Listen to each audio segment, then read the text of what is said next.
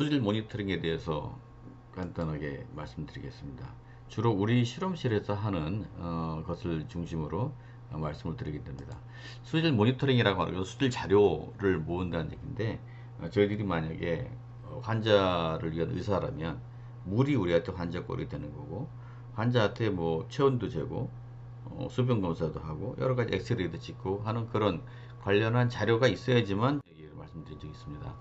지금 요 사진은 1997년에 지금부터 20여 년 전에 저희들이 금강상류 양강교라는 지점에서 수질 측정을 한 건데, 비가 올 때 연속으로 측정을 하기 위해서 이 첨단의 고무 다라이, 고무 바켓을 썼습니다. 굉장히 힘들죠. 이 고무 이 바켓 자체가 굉장히 무겁고 물을 담아서 더 힘들지만, 이게 이렇게 물이 막 땡기는 상황에서는 더욱더 힘듭니다. 그래서 이 학생이 굉장히 어려웠습니다. 지금 한국종합에서 부장으로 있는 정성구라고 하는 학생인데, 물론 이것이 좋은 경험이 돼서 현장에서는 여러 가지 할 일이 많았겠지만 굉장히 고생이 됐었고요. 그로부터 한 10년쯤 후에, 이것은 조선일보에 난 사진이고요. 국립환경과학원의 어떤 그 연구사가 아마 그 기자하고 같이 연출을 해서 현장에서 수질 측정하는 장면인데, 애석하게도 이 측정 장치가 또 첨단 주전자가 됐습니다. 뭐 저희들보다 훨씬 가볍고 뭐 튼튼하고 다 좋은데, 좀 어떻게 보면 슬프죠. 보시다시피 이것이 2008년도에 우리나라 수질 모니터링의 현장 수질 모니터링의 현실인데, 뭐 지금은 좀 나아졌다고 봐야 되겠지만 제가 봤을 때는 크게 나아진 건 없는 것 같습니다. 그것은 여러 가지 이유가 있어요. 근데 현장을 우리가 모르게 되면은 굉장히 저런 일들이 발생을 하게 되는데, 이게 서울 그 난 서남 하수처리장에서 하수처리가 방류됐을 때입니다. 보시다시피 이것이 뭐 보통 우리가 하천을 오른쪽이냐 왼쪽이냐 할 때 흐르는 방향에서 이쪽을 오른쪽, 이쪽을 왼쪽 이렇게 많이 얘기를 하죠. 그래서 오른쪽 왼쪽 가운데가 서로 수질이 너무 다르죠. 그래서 어디에서 수질을 채취하는 샘플을 채취하냐에 따라서 우리가 다른 소리를 할 수가 있다. 그렇기 때문에 우리가 하천도 좌우 방향이 굉장히 문제가, 수질이 다르다 이렇게 볼 수가 있고요. 여기는 지금 저희들이 모니터링 시스템을 이용해서 지금 보시다시피 연도를 보시면 96년, 뭐 97, 98, 그래서 2001년까지 쭉 측정이 되어 있습니다. 그러니까 겨울 시즌, 여름 시즌, 겨울, 여름 이런 식으로, 물론 같은 시기에 용존산소도 측정이 된 상태입니다. 보시다시피 그 온도는 겨울에는 한 4도씨 정도가 돼서 위아래가 밀도가 같아요. 잘 섞인다는 얘기고요. 여름에는 한 30도 이상이 되기도 하고 아래는 여전히 뭐 4, 5도 정도밖에 안 됩니다. 그렇게 되면 온도 차가 뭐 20몇 도 차이가 나니까 밀도 차가 나서 서로 물과 기름처럼 섞이지 않는 성층 현상이 발생하게 되죠. 결과적으로 지금 그 같은 시기에 보게 되면 이 용존산소가 하층에서 아래층에서 굉장히 모자란 현상인데, 그 이유는 용존산소는 이 대기 중에서 녹아 들어오게 되어 있습니다. 녹아 들어오는데 여기서만 잘 놀다가 이 지금 여기가 일종의 층이 지면서 약간 필름 같은 것도 형성되어 있다고 봐야 되거든요. 확산이 잘 안 되는 거죠. 그러니까 산소가 전달이 안 되다 보니까 이쪽에는 산소가 필요한 미생물이랄지 여러 가지 화학 반응이라고 하는 것들이 산소를 계속 소모를 하는 상태에서 결국은 산소가 수요와 공급에서 공급이 모자라게 되는 겁니다. 그래서 매년 아래쪽에서 이렇게 시뻘겋게 산소가 부족한 현상이 나타나고, 이렇게 되면은 굉장히 화학적으로도 생물학적으로도 문제가 많은 거죠. 뭐 이런 자세한 또 얘기는 나중에 하겠지만, 이런 것들도 사실상 이런 깊이 방향으로 측정을 한다라고 하면 요즘 40m, 50m 되는데, 이것을 매 깊이마다 측정을 해야 될 거 아닙니까? 그리고 매 순간 해야 될 거 아닙니까? 굉장히 귀찮은 일이죠. 이런 것들을 사람이 일일이 가서 앉아서 할 수가 없습니다. 그래서 저희들이 예를 들어서 지금 그 현재 아까 그 약 다소 무식해 보이지만 고무바켓스 가지고 측정한 것과, 지금 환경부가 한 달에 한 번씩 그렇게 날씨 좋을 때 시간 있을 때 나가 측정하신 자료가 있습니다. 두 개가 똑같이 TP 인에 대한 자료인데, 이게 대충 한 뭐 20 정도 되고 여기 2000 정도 되는 거죠. 20과 2000은 100배 차이가 나는 거예요. 그러면 환자가 이런 것을 실제로 먹고 막 있었는데, 당뇨 환자가 단 음식을 먹었어요. 자기는 요거밖에 안 먹었다고 얘기를 하면은 그거 가지고 의사가 처방을 하게 되면 그 환자가 건강해지겠는가 하는 거죠. 그리고 우리는 여름에 상당히 엄청나게 많은 오염물질들이 들어옴에도 불구하고 인력이 부족하고 나름대로 여러 가지 자원이 부족해서 이런 것들을 안전 상태에서 이 사람은 아니 이 대청호는 요거밖에 안 먹었다 라고 해서 수질을 계획을 세운다고 하게 되면 그건 넌센스인데 실제 이런 것들이 벌어지고 있는 상황입니다. 그래서 이런 것들을 안타깝다 생각해서 저희들이 이제 자동 장치를 만들었고요. 이게 보시다시피 95년도에 저희들이 만들기 시작해서 2008년까지 계속 만들었는데 뭐 나름 뭐 비즈니스 모델로서 사업도 좀 하고 돈 좀 벌고 싶었지만 돈은 많이 벌지 못했습니다. 어쨌든 이게 좀 간단한 겁니다. 센서가 있는데 센서가 이제 사람이 갈 수가 없으니까 자동으로 왔다 갔다 하자면 윈치 모터가 왔다 갔다 하는 거고 그 모터가 왔다 갔다 하기 위해서는 전원이 필요한데 여기는 전기가 없으니까 배터리를 쓴 거고 배터리는 충전을 해야 되니까 태양전지를 쓴 겁니다. 물 위에 떠 있으니까 이런 V를 쓴 거고요. 이런 것들 전부 다 구성을 하는 데 있어서 뭐 약간의 돈이 들긴 들었고 그리고 이것들이 제대로 작동하기까지는 상당히 많은 시행착오가 있었습니다. 저는 뭐 센서를 만드는 사람도 아니고 배터리를 만드는 사람도 아니고 컨트롤 패널 만드는 사람도 아니지만 이걸 각 전문가들한테 부탁을 해서 조합을 해서 저희들이 아까 보여드린 수온이나 용준산소 프로파일을 만드는 거죠. 이런 것들이 뭐 첫술에 배부르지 않았습니다. 그 이후에 뭐 시와호수에서 저희들이 여러분들 들어보시는지 모르겠는데 시와호수에서도 작업을 했고요. 뭐 다른 형태 굉장히 오래된 좀 뭐랄까 좀 상당히 망가진 모양입니다. 실제로 망가진 거죠. 태풍이 얻어맞았고 그 다음에 이런 것들 했을 땐 또 눈 같은 거 쌓였을 때 저 태양전지가 작동을 안 하고 그래서 2004년에 제대로 만들었는데 이것을 가지고 우리가 뭐 이렇게 그 당시에는 뭐 정말 첨단이죠. CCTV도 놓고 여러 가지 또 인터페이스도 놓고 해서 이런 것들을 또 만들어서 잘 볼 수 있게 만들어 놨었습니다.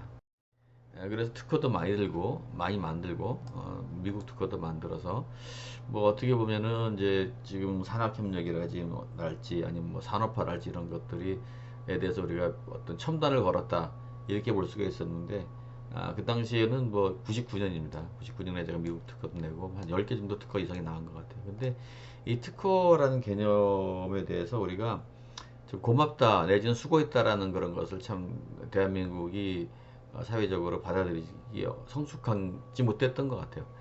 그래서 굉장히 이런 걸 했던 사람들이 오히려 좀 이렇게 힘이 빠진 일들이 많이 있었고요. 자세한 얘기 생략하겠습니다. 어쨌든 그런 노력을 했었는데 뭐 또 우리 입장에서 뭐 그런 것들을 뭐 아무것도 아닌 것처럼 잊어버리고 그러기는 아깝고요. 그래서 이것을 똑같은 기술을 우리가 24시간 측정할 수 있고 자동으로 측정과 원칙 측정할 수 있기 때문에 빗물이 나오는 이런 우수거가 있습니다. 지금 한 2m 바이 2m 되는 박스 형태인데 여기에 우리가 이렇게 울트라 사운드 초음파로 수위계를 달아서 수위를 계속 측정할 수 있게 했고요. 그리고 물을 여기서부터 펌핑을 해서 이 스테이션이 생겼죠. 스테이션 안에서 이렇게 우리가 자동 채수기를 집어넣고 또 센서를 넣어서 저희들이 원격으로 또 이것을 감시할 수 있도록 구성을 했습니다. 처음 시작이 2009년도에 했고요. 이 시스템은 대청호에서 했던 경험을 바탕으로 우리가 다시 대전에 관평천이라고 하는 조그만 하천에다 테스트를 시작을 했었고요. 뭐 처음에 이렇게 만들었다가 좀 나중에 좀 연구 규모가 커져서 저희들이 2016년에 새로 좀 제대로 된 걸 만들 수가 있었습니다. 그래서 두 번에 걸쳐서 만들었고요. 현재 이렇게 만들었고 지금 자동 채수기 그다음에 원격 제어 장치 센서 요거는 좀 저희들이 현장에서 빗물 제어를 위해서 테스트했던 실험 장치가 되겠습니다. 그래서 이것을 이런 식의 컨테이너 박스로 구성을 해서 현장에 설치를 했고요. 그래서 이것을 가지고 저희들이 이 빗물 강우량도 측정할 수가 있고 유량도 측정할 수 있고 수질도 측정할 수 있고 대단한 기술입니다. 24시간 365일 할 수가 있고 몇 년 동안 계속했는데 아마 이렇게 측정을 하는 개인이라고 하는 사람은 전 세계에 없을 것이다 라고 생각하고요. 이것을 이렇게 지속적으로 하고 있는 것도 굉장히 드문 일일 것 같습니다. 이렇게 하기 위해서는 뭐 연구비나 여러 가지 자원이나 기술이 필요하기 때문에 그렇습니다. 근데 저희들이 재밌는 걸 하나 발견을 했어요. 여기서 보게 되면 이 물은 빗물에 따라서 막 이렇게 왔다 갔다 하지만 수질은 그렇지 않더라. 수질은 그렇지 않더라. 그죠? 이런 걸 발견을 했어요. 물론 이거는 사실 우리가 상식적인 수준에서 알고 있었어야 되는 문제지만 어떻게 보면 이것은 현장이라고 하는 것에 대해서 우리가 충분히 또 뭐 숙지하지 못하면 이런 일이 발생합니다. 어쨌든 늦게나마 발생한 게 발생할 때는 뭐냐면 비가 오면은 오염물질은 초기에 몇 시간만 이렇게 막 들어오고 나머지는 백그라운드 레벨 내려가는구나 라고 발견한 거죠. 그래서 여기만 잘라서 우리가 처리를 해보자. 그러면 하천으로 들어가는 오염부하를 상당히 줄일 수 있겠구나 라고 하는 콜럼버스의 같은 발견을 했고요. 그래서 그것이 나중에 말씀드리는 빗물관리 시스템의 나름대로 단계가 됐습니다. 하천에도 유사한 기술을 가지고 저희들이 관평청인데 역시 지금 현재 우리가 했던 유수지 우수거 쪽엔 이쪽 아래쪽에 좀 있는데 여기에 하천 쪽에다가도 우리가 이렇게 만들고 하천에도 역시 초음파 수위계 달고 자동 샘플러 달고 강우량 위량계 달고 센서 달고 해서 만들었습니다. 결국은 호수에서도 한번 해봤고 우수거에서도 한번 해봤고 그다음에 이제 하천에서도 한번 해봤고 것들을 또 저희 전체적으로 원격으로 제어할 수 있게 본부에서 이런 시스템을 통해서 우리가 제어할 수 있는 프로그램을 만들 수가 또 있습니다.